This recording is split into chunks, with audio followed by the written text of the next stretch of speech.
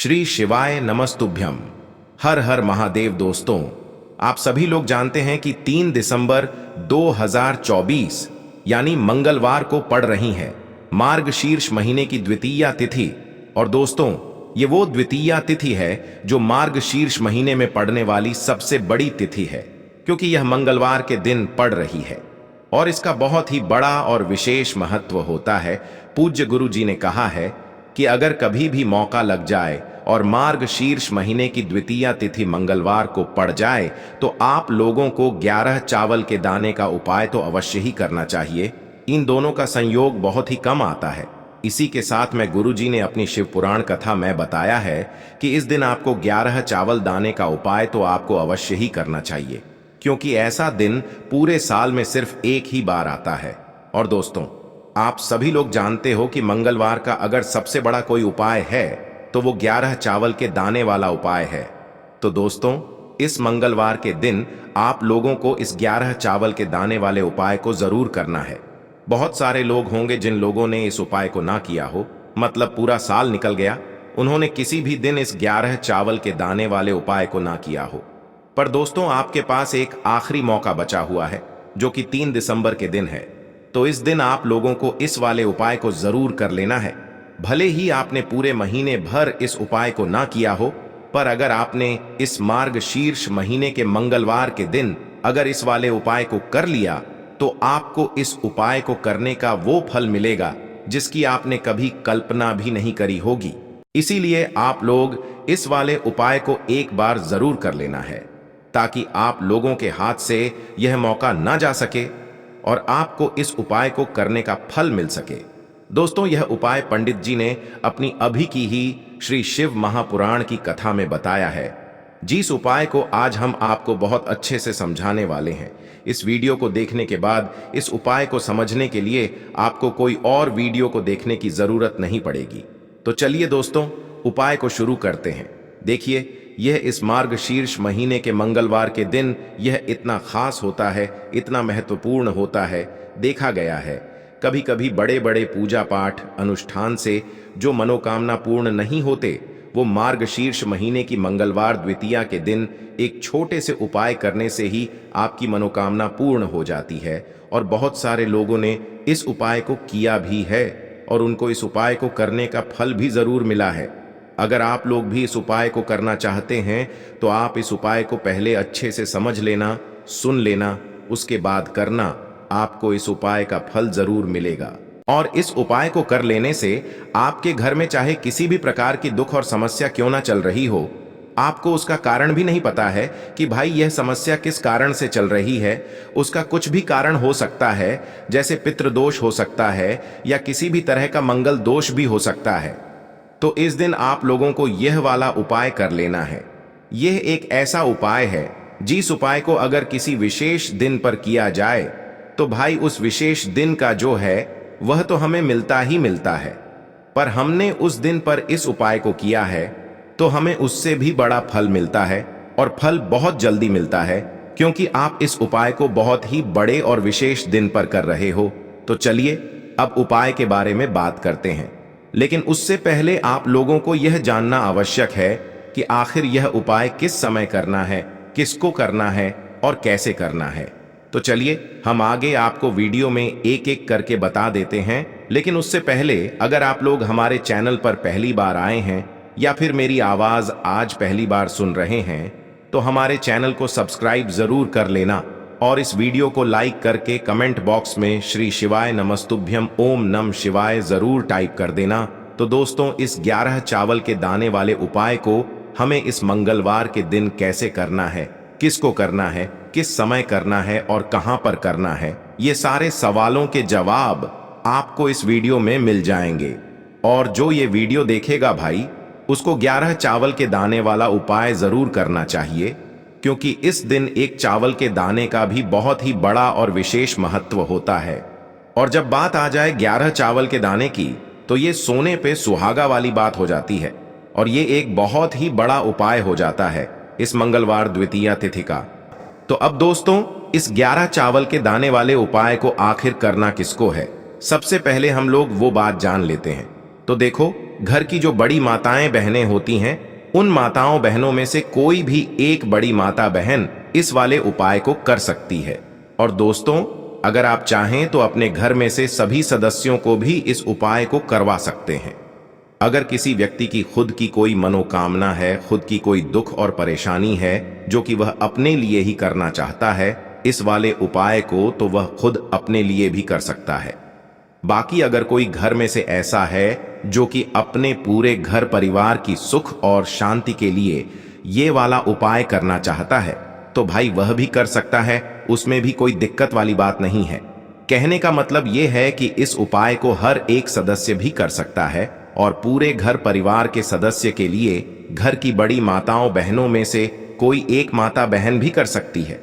माताएं बहनें अगर घर में उपस्थित न हो या वो यह वाला उपाय न कर पा रही हो, तो फिर घर का कोई बड़ा सदस्य भी इस 11 चावल के दाने वाले उपाय को कर सकता है, चाहे फिर वह पुरुष ही क्यों ना हो, उसमें कोई भी दिक्कत वाली बात नहीं है।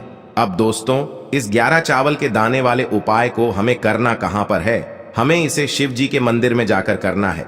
बहुत सारे लोग प्रश्न करते हैं, हर एक उपाय को करते समय क्या हम इस उपाय को घर पर कर सकते हैं? तो इस वाले उपाय को आप घर पर नहीं कर सकते हो। इस वाले उपाय को करने के लिए आपको शिव जी के मंदिर ही जाना पड़ेगा। उसके बाद में दोस्तों, जो अगला प्रश्न निकल कर आता है वो यह आता है इस उपाय को लेकर कि आखिर इस उपाय को हमें किस समय करना है, सुबह के समय करना है कि शाम के समय करना है? तो देखो, इस वाले उपाय को आप लोग सुबह के समय भी कर सकते हो और शाम के समय प्रदोष काल में भी कर सकते हो। अब अगर आप पूछो कि भाई सबसे उत्तम समय कौन सा रहेगा इस 11 चावल के दाने वाले उपाय को करने का, तो हम आपसे बस यही कहेंगे कि इस उपाय को आप सुबह के समय करेंगे तो ज्यादा बेहतर होगा। बाकी अगर प्रदोष काल शाम के समय भी करेंगे तो भी अच्छा होगा, उसमें कोई भी दिक्कत वाली बात नहीं है। तो अब दोस्तों, जो अगली सबसे बड़ी और महत्वपूर्ण बात आती है वो यह आती है कि सुबह अगर हम उपाय को करेंगे तो हमें कितने बजे से लेकर कितने बजे तक के बीच में करना है, और शाम के समय प्रदोष काल में करेंगे तो हमें कितने बजे से लेकर कितने बजे के बीच में करना है। तो देखो, सुबह जितनी जल्दी हो सके आप उपाय को करने की कोशिश करना। बाकी अगर किसी कारणवश लेट भी हो जाओ, थोड़ी देर भी हो जाए, तो 10 या 11 बजे तक भी आप उपाय कर लेना, पर 12 बजे से ज्यादा देरी ना हो, ठीक है? इस बात का ध्यान रखना। उसके बाद में दोस्तों, अगर शाम के समय प्रदोष काल की बात करें, प्रदोष काल का जो समय होता है वो शाम के 6 बजे से शुरू हो जाता है। मतलब शाम के 6 बजे से लेकर 7 बजे के बीच का जो समय होता है, यह समय प्रदोष काल का समय होता है। पर अभी जो मौसम चल रहा है, इस मौसम में जो है शाम बहुत देरी से होती है। तो आप इस उपाय को 7 या 8 बजे के बीच में भी कर सकते हो। मतलब शाम के 6 बजे से रात 8 बजे के बीच में आप कभी भी इस वाले उपाय को कर सकते हो, उसमें कोई भी दिक्कत वाली बात नहीं है। अब दोस्तों, यहां पर इस उपाय को लेकर एक और सबसे बड़ी बात यह निकल कर आती है कि इस 11 चावल के दानों को हमें लेना कहां से होता है, और हमें इस उपाय को करने के साथ में क्या और कुछ भी सामग्री ऐसी होती है जो शिव जी के मंदिर लेकर जानी पड़ती है। तो देखो, यहां पर हम आपको बता दें, सबसे पहले आप लोग ये जान लो कि यह जो 11 चावल के दाने वाला उपाय है, सिर्फ और सिर्फ आप उपाय की सामग्री लेकर कभी भी शिव जी के मंदिर मत जाना, क्योंकि हमें भगवान के सामने यह नहीं दर्शाना है कि अगर हम भगवान शिव जी के मंदिर आए हैं तो अपने फायदे के लिए आए हैं। तो इसलिए जो भी पूजन सामग्री है उपाय सामग्री है। 11 चावल के दाने, इसके साथ में आपको पूजन सामग्री भी जरूर लेकर जाना है। देखो, अगर सुबह के समय उपाय कर रहे हो तो सीधी सी बात है, 1 लोटा जल तो आप लेकर जाओगे ही जाओगे। वही 1 लोटा जल अगर मिट्टी का जल हो तो बहुत अच्छा रहेगा। मिट्टी का जल कैसे बनाया जाता है, इसके लिए हमने पहले से बहुत सारी वीडियोस बना दी है। आपके पास इस दिन एक आखिरी मौका रहेगा मिट्टी का जल शिव जी पर चढ़ाने का और उपाय को करने का। बहुत बड़ा आपको इस दिन फल मिलेगा। तो इसलिए इस दिन हो सके तो भाई मिट्टी का जल चढ़ाना, तो अपने साथ में कम से कम 1 लोटा जल तो आपको लेकर जाना ही जाना है। अगर मिट्टी का जल नहीं है तो घर का जल भी आप इस्तेमाल कर सकते हो। इसके अलावा जो भी पूजन सामग्री है, देखो 11 चावल के दाने ये अलग आपके रहेंगे और जो आपकी पूजन सामग्री रहेगी वो अलग रहेगी।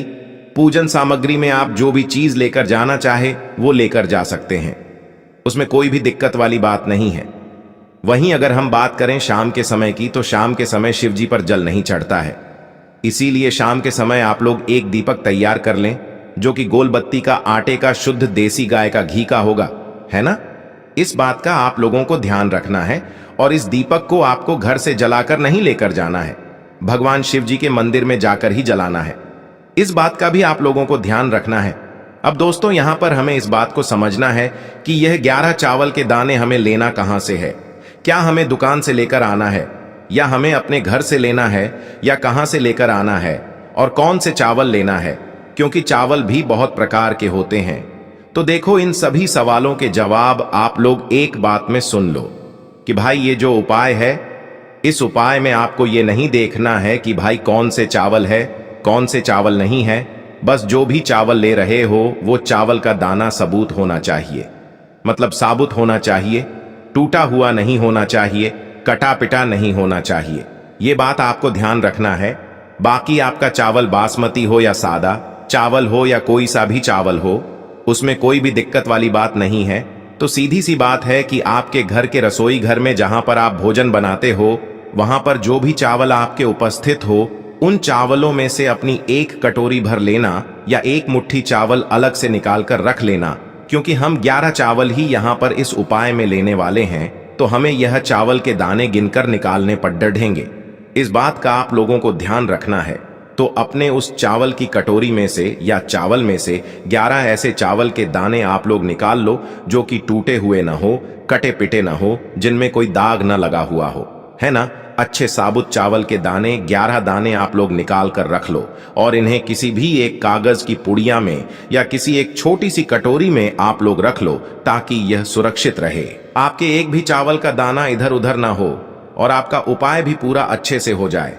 तो भाई जैसे ही आपका उपाय की जो सामग्री है 11 चावल के दाने ये तैयार हो जाते हैं, उसके बाद मैं आपको जो भी अपनी पूजन सामग्री है सुबह के समय कर रहे हो, तो एक लोटा जल या पूजन सामग्री जो लेकर जाना चाहो उसकी भी तैयारी कर लेना।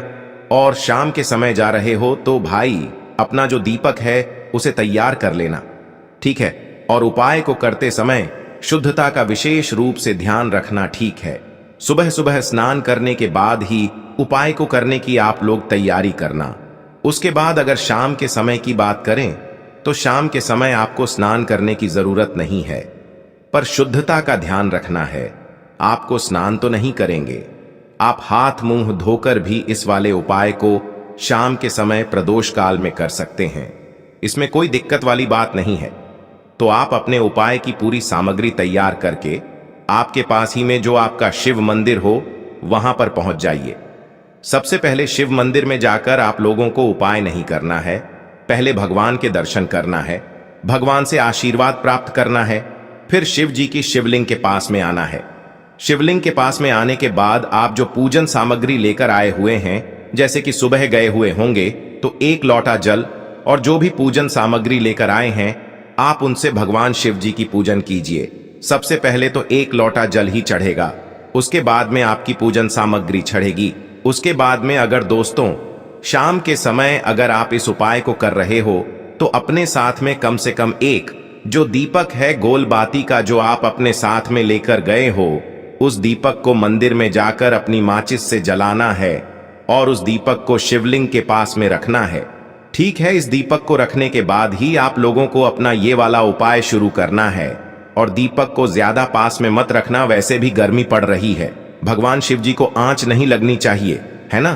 तो भाई जैसे ही आपकी पूजा अर्चना हो जाती है, आप भगवान शिव जी को प्रसन्न कर लेते हैं, उसके बाद में शिवलिंग के पास ही में आप कहीं पर बैठ जाइए, सामने या आसपास जिस जगह पर आपको बैठना हो वहां पर बैठ जाइए और अपने वह 11 चावल के दाने अपने सामने निकाल कर रख लीजिए, क्योंकि अब यहाँ पर उपाय को यहाँ पर करने की आपको तैयारी करना है। और इस तरीके से जब आप उपाय करेंगे, पूजन सामग्री करने के बाद, पूजन अर्चना करने के बाद, तो आपको उपाय का फल बहुत जल्दी और बहुत बढ़ा होकर मिलेगा।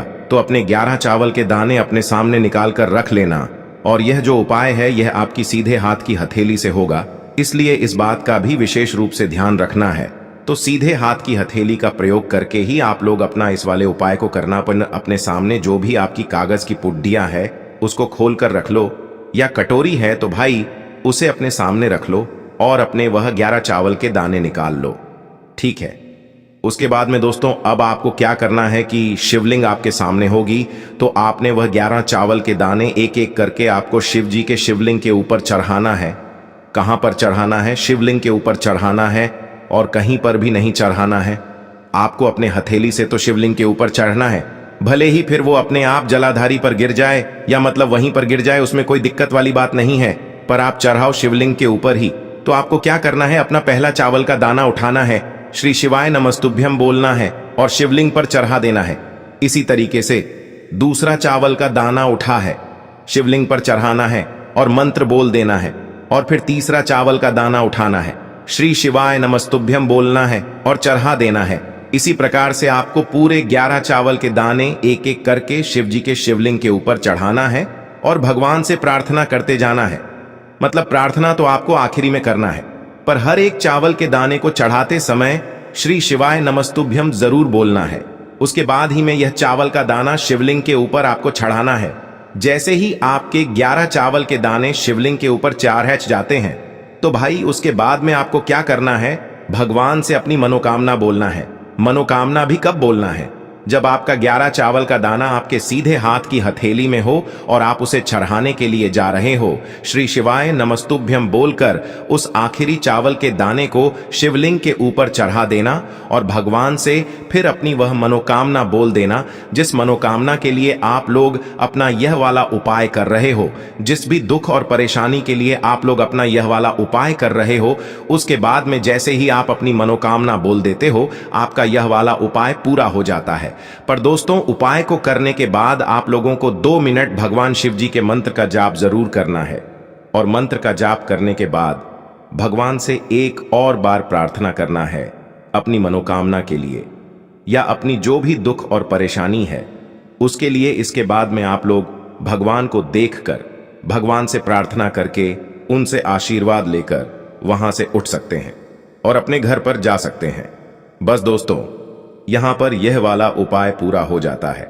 इस तरीके से जो भी व्यक्ति छोटी छोटी चीजों का ध्यान रखते हुए इस 11 चावल के दाने वाले उपाय को करेगा, निश्चित सी बात है उसे उसकी मनोकामना जल्द ही पूर्ण होगी और जो भी दुख और परेशानी है वो भी बहुत ही जल्दी दूर होंगे। और दोस्तों अगर आपको हमारी ये वीडियो पसंद आई हो तो हमारे इस वीडियो को लाइक और चैनल को सब्सक्राइब जरूर करें। हर हर महादेव, ओम नमः शिवाय।